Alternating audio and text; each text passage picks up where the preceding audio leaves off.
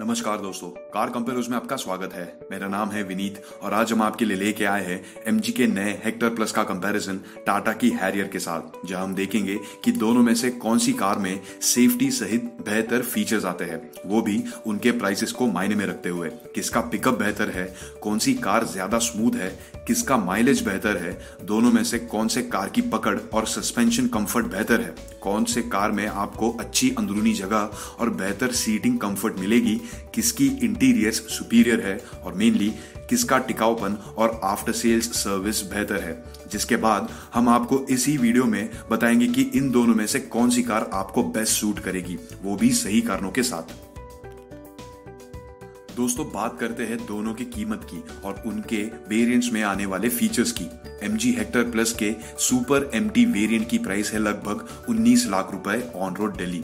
और दोस्तों, ये बेस डीजल वेरिएंट के एक ऊपर की वेरिएंट है और इसकी तुलना अगर हैरियर के लगभग समान कीमत वाले वेरिएंट के साथ की जाए तो आपको हैरियर की एक्सटी वेरिएंट महंगी पड़ेगी लगभग 90,000 रुपयों से ऑन रोड दिल्ली। जी हाँ, लेकिन वैसे ही आपको उनमें फीचर्स भी मिलेंगे जो आपको एमजी हेक्टर प्लस में नहीं मिलेंगे, जैसे कि 3 drive modes, telescopic steering adjustment, automatic climate control, electrically folding mirrors, rain sensing wipers और लाइट सेंसिंग हेडलैम्प्स। हालांकि आपको हेक्टर प्लस में बच्चों के सेफ्टी के लिए isofix child seat points, front parking sensors, cornering lamps, entertainment के लिए लगभग 3.5 इंच बड़ा टच स्क्रीन और आरामदायक सफर के लिए सेकेंड रो में रिक्लाइन और स्लाइड होने वाले सीट्स भी मिलेंगे।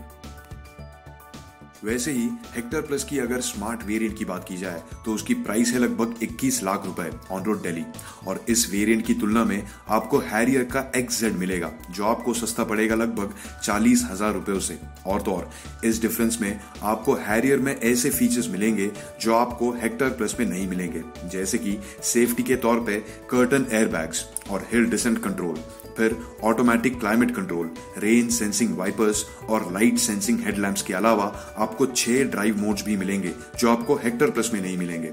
और दूसरी तरफ आपको हेक्टर प्लस में सेफ्टी के तौर पे फ्रंट पार्किंग सेंसर्स, फिर इलेक्ट्रिकली एडजस्टेबल ड्राइवर सीट, लगभग 1.5 इंच बड़ा टच स्क्रीन इंफोटेनमेंट सिस्टम, इस वेरिएंट में भी आरामदायक सेफ्टी के लिए सेकेंड रो में रिक्लाइन और स्लाइड होने वाले सीट्स भी मिलेंगे।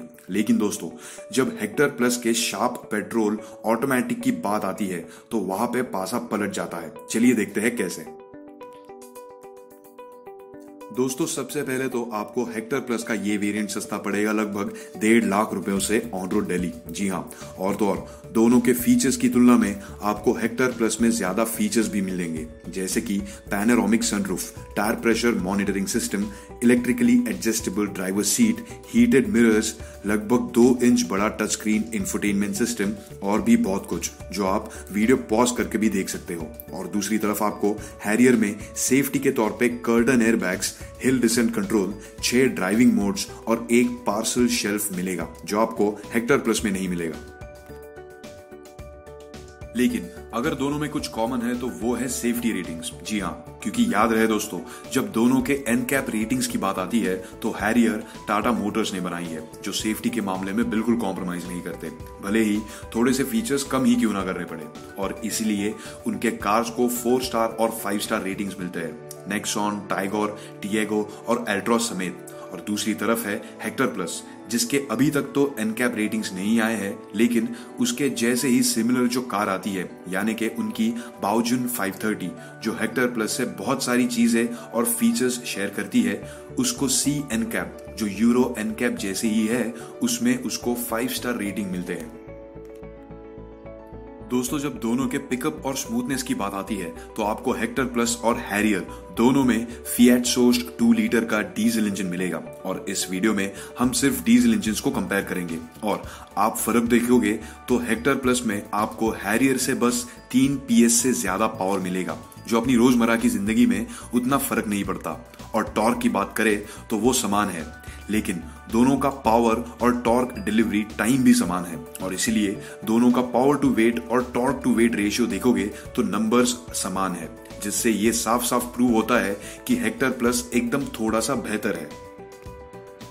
दोस्तों दोनों के 6 स्पीड मैनुअल गियरबॉक्स के जब हाईवे पर क्रूजिंग की बात आती है तो दोनों में काफी सिमिलैरिटीज है। जैसे कि दोनों हाईवे पे बहुत ही एफर्टलेसली स्पीड गेन कर पाते हैं। दोनों का लो एंड टॉर्क भी बहुत ही बढ़िया है। केबिन में भी दोनों का इंजन नॉइज ऑलमोस्ट सुनाई नहीं देता unless we red line it. जी हाँ, टाटा मोटर्स ने हैरियर के NVH लेवल्स में बहुत इंप्रूवमेंट्स लाए हैं। दोनों का इंजन काफी स्मूथ है, हाँ, लेकिन एक दो बार हेक्टर प्लस फर्स्ट गियर में स्टॉल जरूर हुई। लेकिन असली फर्क आपको तभी महसूस होगा जब आप हैरियर के तीनों मोड्स इस्तेमाल करोगे।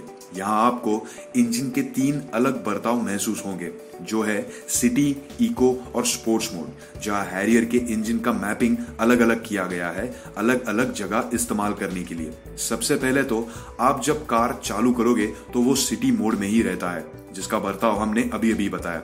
जब इको मोड की बात आती है तो आपको पावर की थोड़ी कमी महसूस होगी, थ्रॉटल रिस्पॉन्स थोड़ा कम उत्तेजित लगेगा, यानी कि डर लगेगा। लेकिन यहाँ इंजन कम फ्यूल इस्तेमाल करता है बाकी के मोड को कंपेयर करेंगे तो। और ये मोड आप सिटी और हाईवे दोनों जगह इस्तेमाल कर सकते हो, फिर चाहे वो सिटी के बम्पर टू बम्पर ट्रैफिक में हो या हाईवे पे स्लो मूविंग ट्रैफिक में। लेकिन आपको अगर ओवरटेक करना हो तो आपको या तो सिटी या स्पोर्ट मोड में स्विच करना पड़ेगा। जब स्पोर्ट मोड की बात आती है तो ये इको के बराबर उल्टा है। यहाँ इंजन और थ्रॉटल रिस्पॉन्स दोनों की संवेदनशीलता यानी कि सेंसिटिविटी बदल जाती है, वो बहुत रिस्पॉन्सिव हो जाती है और इसकी वजह से हैरियर के इंजन के बर्ताव में बहुत फर्क पड़ जाता है। वो इको और सिटी दोनों मोड से अच्छा हो जाता है। ये आपको काम आएगा जब आपको इंस्टेंट एक्सेलरेशन चाहिए तब। उदाहरण के तौर पर जब आप घाट पे चला रहे हो गाड़ी और आपको ओवरटेक करना हो तब। लेकिन ये तो बात हुई दोनों के मैनुअल गियरबॉक्स की।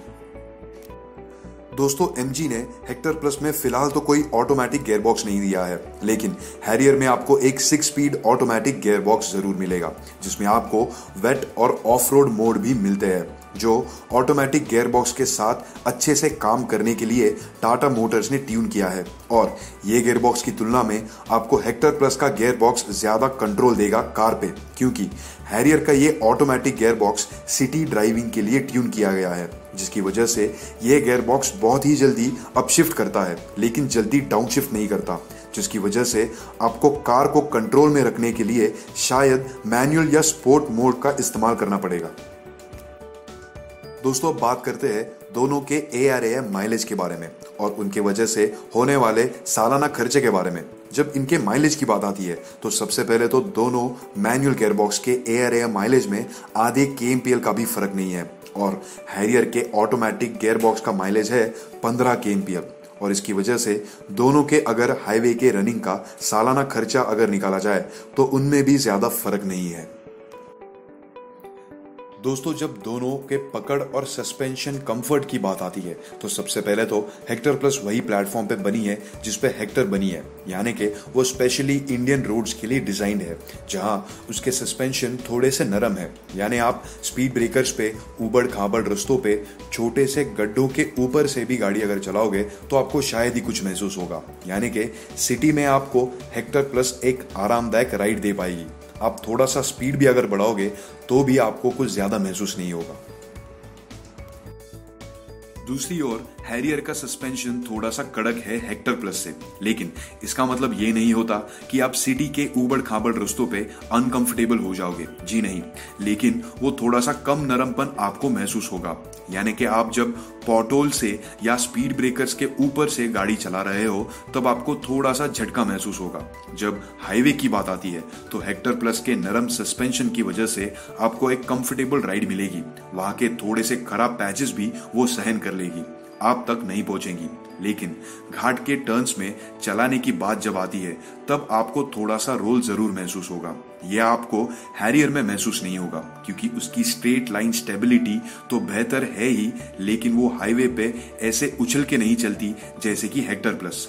आपको हैरियर में एक फर्म राइड मिलेगी कंपैरेटिवली, क्योंकि आपको हैरियर में हेक्टर प्लस के मुकाबले चौड़े टायर्स भी मिलते हैं। लेकिन आपको थोड़ा अवगत रहना पड़ेगा कि कौन से टाइप के रास्तों पे आप गाड़ी चला रहे हो, क्योंकि भले ही हैरियर को चौड़े टायर्स मिलते हैं लेकिन उसका ग्राउंड क्लियरेंस हेक्टर प्लस से ज्यादा होने की वजह से उसमें आपको बॉडी रोल तो जरूर महसूस होगा। दोस्तों, जब कार के अंदरूनी जगह और कंफर्ट की बात आती है तो दोनों के डायमेंशंस में काफी फर्क है। हेक्टर प्लस ये हैरियर से लंबी है लगभग 5 इंच से, ऊंची है लगभग 2 इंच से, लेकिन हैरियर चौड़ी है हेक्टर प्लस से लगभग 2.5 इंच से, और इसकी वजह से आपको हेक्टर प्लस में काफी हेडरूम मिल जाएगा। इसका और भी एक कारण है, और वो है कि हैरियर की रूफ लाइन ये पीछे की तरफ जैसे ही जाती है वो हेक्टर प्लस के मुकाबले थोड़ा जल्दी ही नीचे आना शुरू कर देता है। कार के अंदर दोनों ड्राइवर और को ड्राइवर के सीट की बात जब आती है तो आपको हेक्टर प्लस में अच्छे खासे कंफर्टेबल वाइड लेकिन थोड़े से फर्म कुशन्ड सीट्स मिल जाएंगे, अच्छे अंडर थाई सपोर्ट के सहित, और वो भी लंबे और बड़े ड्राइवर्स के लिए खासकर। लेकिन हैरियर में सीट्स का डिजाइन ऐसा है कि थोड़े से लंबे ड्राइवर्स को अंडर थाई सपोर्ट थोड़ा सा कम ही लगेगा, और सीट का जो आगे पीछे करने की क्षमता है वो भी टाटा ने थोड़ी सी रिस्ट्रिक्ट कर दी है, सेकेंड रो के पैसेंजर्स के लेग रूम कॉम्प्रोमाइज ना हो इसीलिए। यह आपको हेक्टर प्लस में नहीं करना पड़ेगा।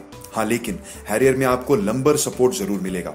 जब सेकेंड रो के सीटिंग कंफर्ट की बात आती है तो आपको दोनों में कंफर्टेबल सीट्स मिल जाएंगे। हैरियर में आपको वाइड सीट्स मिल जाएंगे जहां 3 एडल्ट्स आराम से बैठ पाएंगे, लेकिन आपको हेक्टर प्लस में सीट पीछे करने के बाद बहुत सी जगह यानी कि लेग रूम मिल जाती है जो आपको लंबे सफर पे बहुत काम आएगा। दोनों के जब थाई सपोर्ट की बात आती है तो हैरियर में आपको काफी कंफर्टेबल सीट्स मिल जाएंगे, लेकिन हेक्टर प्लस के सीट्स थोड़े से नीचे सेट किए हैं एमजी ने, जिसकी वजह से आपके घुटने ऊपर रह जाते हैं।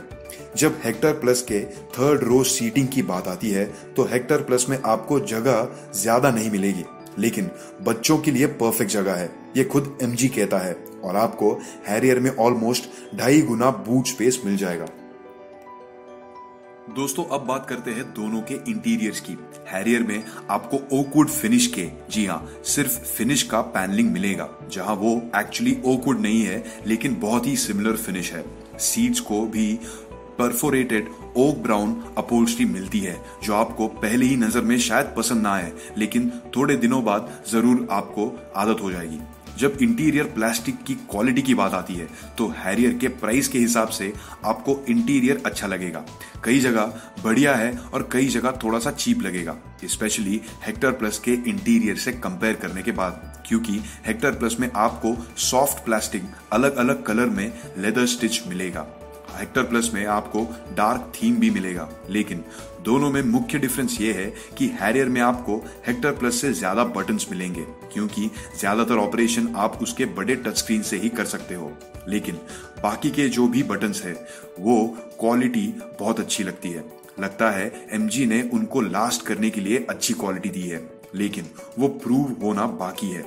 जैसे कि हैरियर के बटन्स का फील, क्वालिटी एंड फिनिश अच्छा है और वो प्रूवन भी है। जब दोनों के साउंड सिस्टम की बात आती है तो हेक्टर प्लस का हैरियर के इतना ही अच्छा साउंड क्वालिटी है, जी हाँ, लेकिन क्या होगा जब दोनों के टिकाऊपन और आफ्टर सेल सर्विस की बात की जाए तब। चलिए देख लेते हैं। दोस्तों, ऑब्वियसली एमजी के रिलायबिलिटी और आफ्टर सेल सर्विस के बारे में अभी बोलना थोड़ा सा मुश्किल है, क्योंकि भारत में उसका पदार्पण रिसेंटली हुआ है और ये दोनों ऐसी चीजें हैं जिनको अर्न करना पड़ता है और काफी टाइम भी लगता है, जैसे कि टाटा ने किया है इतने सालों में। हालांकि टाटा की आफ्टर सेल सर्विस अभी अभी एक हिट एंड मिस ही है, जो कि एक जुआ खेलने के बराबर है, लेकिन इस एरिया में सुधार लाने के लिए वो काफी मेहनत कर रहे हैं, नहीं तो वो आपके और हमारे दिल में नहीं बसते। लेकिन दोस्तों, हम ऐसा नहीं कह रहे हैं कि एमजी आफ्टर सेल सर्विस के मामले में बुरा है, बस हमें ये देखना बाकी है कि एमजी वो कैसे मैनेज करता है, क्योंकि आज के वक्त में एमजी उनका after sales network, service quality और लॉन्ग टर्म रिलायबिलिटी पक्का करने के लिए 5 इयर्स की स्टैंडर्ड वारंटी दे रहा है। लेकिन आप सोचते होंगे कि वो तो आजकल सभी देते हैं, इनफैक्ट एक्सटेंडेड वारंटी का भी ऑप्शन देते हैं बाकी के मैन्युफैक्चरर्स, जो 6 to 7 इयर्स तक चला जाता है। जी हाँ, लेकिन एमजी ये कर रहा है कस्टमर्स के अननोन ब्रांड के डर को कम करने के लिए। और तो और एमजी 24/7 रोड साइड असिस्टेंस और 5 साल फ्री सर्विस भी ऑफर कर रहा है। ऑन दैट नोट दोस्तों, टाटा मोटर्स और एमजी आज खास कार कंपेयर्स के दर्शकों के लिए BS6 हैरियर पे 80,000 रुपयों से 1.25 रुपयों तक का और हेक्टर प्लस पे 90,000 रुपयों से 1,15,000 रुपयों तक का डिस्काउंट दे रहा है। इसकी लिंक यहाँ आपके स्क्रीन पे आई बटन में और वीडियो के नीचे डिस्क्रिप्शन में दी हुई है। अगर आप BS6 हैरियर या BS6 हेक्टर प्लस खरीदना चाहते हो तो इस अवसर।